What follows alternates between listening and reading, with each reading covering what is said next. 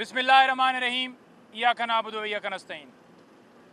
आज Al-Qadir trust case की Adiala jail में समाअत थी और हमेशा की तरह जैसे आपको पता है कि हमें इस नाके के ऊपर 1 किलोमीटर पहले ही उतार दिया जाता है और लीगल टीम को जिस तरह मरहलावार अंदर भिजवाया जाता है, प्रोसिक्यूटर के लिए प्रोटोकॉल और वकला को 4-4 घंटे 5-5 घंटे इंतज़ार के बाद भिजवाया जाता है। हमारे वकला को कसूर सिर्फ क्या है कि हम इमरान खान की वकालत करते हैं।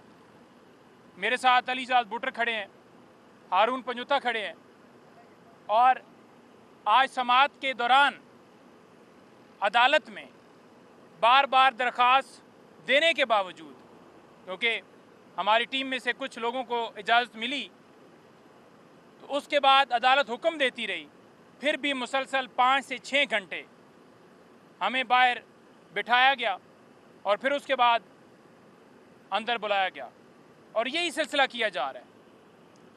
खान साहब से आज तकरीबन 4 से 5 घंटे मुलाकात जो है वो जारी रही, क्योंकि आपको पता है कि 10 बजे केस की समाअत स्टार्ट होती है और अब 6:15 हो गए, लेकिन अभी तक समाअत जो है वो जारी है।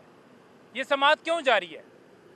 ये समाअत इस वजह से जारी है क्योंकि ये चाहते हैं कि जल्दी से जल्दी केसेस जिनमें सज़ाएं सुनानी हो वो डिसाइड किए जाएं, सज़ाएं सुनाई जाएं, और जहां इद्दत वाला केस हो, साइफर वाला केस हो, जहां पर वो देखें कि ज़मानत का मामला है या सज़ाओं की मुअत्तली का मामला है, तो फिर उस केस को लटका दिया जाता है।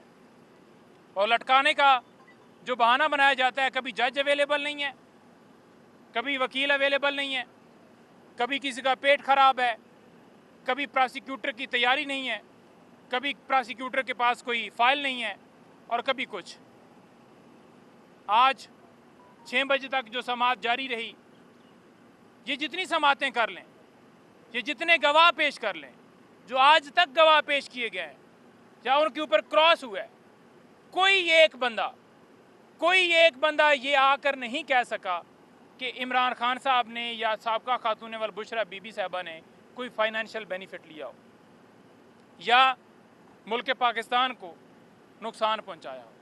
बाहर से रकम आई, सुप्रीम कोर्ट के अकाउंट में आई, सुप्रीम कोर्ट ने हुक्म दिया, हुकूमत के पास चली गई। अलकादर ट्रस्ट केस जिसका कहते हैं जी कि अलकादर ट्रस्ट जो है वो इन्होंने उस रकम के एवज़ में वो लिया, तो वो उसमें वो ट्रस्टी हैं। अब ट्रस्टी जो है वो एक टाइम देता है, एक वक़्त देता है और खिदमत समझ के, जैसे आपको पता है कि इमरान खान साहब ने शौकत खानम हॉस्पिटल बनाया और वो एक नहीं वो 3, नमल यूनिवर्सिटी आप देखें तो 9 अरब के करीब शौकत खानम में एक साल में जो उसको लोग डोनेट करते हैं, वो जाते हैं पैसे उसमें। इतना बड़ा प्रोजेक्ट, और ये एक इल्ज़ाम लगाना कि जैसे फाइनेंशियल बेनिफिट जो है इमरान खान के अकाउंट में जा रहा है या बीबी के अकाउंट में जा रहा है, वो ट्रस्टी हैं। ट्रस्टी जो है वो मालिक नहीं होता। और एग्रीमेंट तो पढ़ें जिसके अंदर लिखा हुआ है कि ना इमरान खान साहब यानी कि ट्रस्टी या बुशरा बीबी उस अलकादर ट्रस्ट को बेच सकते हैं और ना ही उससे कोई फाइनेंशियल बेनिफिट ले सकते हैं। तो फिर केस किस चीज़ का? आज तोशाखाना पार्ट 4 जो है वो स्टार्ट कर दिया गया है। हमेशा ये सुना जाता था कि एक जुर्म होता है तो उसके ऊपर एक कार्रवाई होती है, लेकिन कभी एक कार और कभी 7 हार, कभी एक घड़ी तो कभी 7 घड़ियाँ। तो इस तरह से ड्रामा चल रहा है। और ड्रामा क्यों रचाया जा रहा है? क्योंकि इमरान खान मुल्क के अंदर रूल ऑफ लॉ के लिए, कानून की बालादस्ती के लिए खड़ा हुआ है, डटा हुआ है, और वो कहता है कि हमारे इदारे आज़ाद हों, हमारे मुल्क की जो खारजा पॉलिसी है वो आज़ाद हो, हम अपनी मर्ज़ी से जिस मुल्क के साथ तल्लक बनाएं, लेकिन बराबरी की बुनियाद के ऊपर। कोई बाहर से धमकी ना दे कि बाहर से कहे कि जनाब इसकी हुकूमत हटा दो, इसको घर भेज दो। तो फिर यहाँ पर जो साजिशी, जो सारे मामले के अंदर मुलव्वस लोग सारे थे जिन्होंने उसका हिस्सा बने, जो बाहर से धमकी मिली, फिर उस वज़ीर आज़म को हटा देते हैं। और साइफर केस के अंदर वही प्रोसिक्यूटर जाकर अदालत में ये कहते हैं कि जो साइफर के कंटेंट्स थे वो जो उसके अंदर लिखा हुआ था कि अगर वज़ीर आज़म को नहीं उठाओगे, यानी कि इमरान खान को नहीं हटाओगे तो नताइज भुगतोगे, तो ये प्रोसिक्यूटर ने मान लिया है। आज खान साहब को ये बताया और खान साहब ने कहा कि अल्लाह हक है, अल्लाह सच है और हक की जो है वो हक कभी छुप नहीं सकता। और यही बात है कि आज तमाम केसेस आप 9 मई देख लें, 9 मई में बरीयत इस बुनियाद के ऊपर हुई है कि इमरान खान साहब के खिलाफ कोई शवाहिद नहीं मिले। और ये कह देना कि डील चल रही है, डील हो गई है, इस वजह से केसेस हो रहे हैं, आप कोई सबूत तो लाए ना। जो हर रोज़ कहते थे कि नाकाबिले तरदीद शवाहिद हैं, कहाँ हैं वो? फिर जब केस चलता है तो कोई आपके पास एविडेंस नहीं होती। और खान साहब ने जो कातलाना हमला किया गया है रऊफ हसन साहब के ऊपर, उसके ऊपर भी गहरी तशवीश का इजहार किया है। और खान साहब ने कहा है कि अब मामला जो है वो आगे बढ़ चुका है। और खान साहब ने कहा है कि पूरी कौम तैयार हो जाए, मैं कॉल दूंगा और इंशाल्लाह पूरी कौम जो है वो निकलेगी। और खान साहब ने कहा है कि अब बर्दाश्त की जो हद है वो ख़त्म हो चुकी है। तो ये समझ रहे हैं ना कि जो मर्जी है कर लो, इनको कुछ नहीं हो सकता। तो आपने बर्दाश्त की हदें सारी क्रॉस कर दी हैं। खान साहब ने कहा है कि मैंडेट के ऊपर डाका डाला गया, निशान लिया गया, खान साहब को डिस्क्वालीफाई किया गया, लोगों के घरों में तोड़ फोड़, लोगों के घरों में जाकर उनको हिरासा किया गया, मुकदमात बनाए गए। और अब वक्त आ गया है कि मैं कॉल दूंगा तो कौम को खान साहब ने कहा है कि पूरी कौम तैयार हो जाए। और इंशाअल्लाह ताला जब खान कॉल देगा तो फिर पूरी कौम निकलेगी। और आज आप ये भी देख लें कि केपी हुकूमत ने किर्गिस्तान से लोग जो हैं वो मंगवाने के लिए एक प्रोग्राम बनाया और जहाज़ भेजा, तो उसके ऊपर भी पाबंदी लगाई गई कि वो ना लाया जाए। आप पाकिस्तानियों को वापस लाने के ऊपर भी सियासत कर रहे हैं कि कहाँ तक आपने जाना है, क्या करना है, आप इस मुल्क को क्या करना चाहते हैं। आप ये भी देख लें कि आज किसान जो है वो आज रुल रहा है। किसान आज कह रहा है कि मेरी जो सरकारी रेट दिया गया था उसके ऊपर गंदम जो है वो क्यों नहीं ली जा रही।